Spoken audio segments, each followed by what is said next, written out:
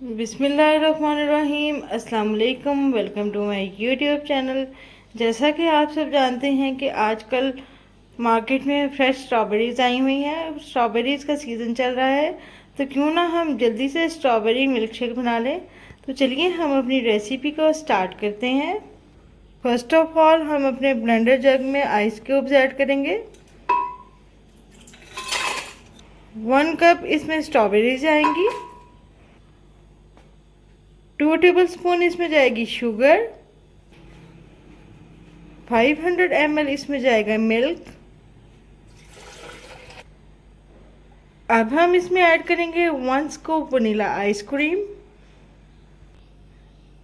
इन सब चीज़ों को हम अच्छे से ब्लेंड कर लेंगे।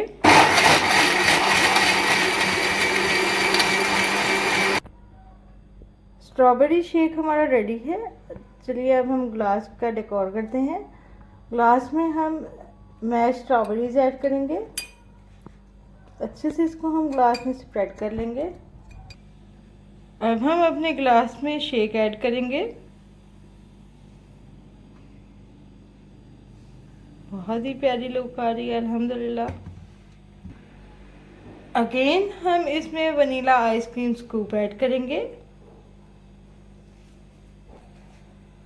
अपने शेक को और भी खूबसूरत बनाने के लिए स्ट्रॉबेरी सिरप ऐड करेंगे। स्ट्रॉबेरी सिरप की रेसिपी मैंने आपको बनाना सिखाई थी, इसका लिंक मैं डिस्क्रिप्शन पे शेयर कर दूंगी।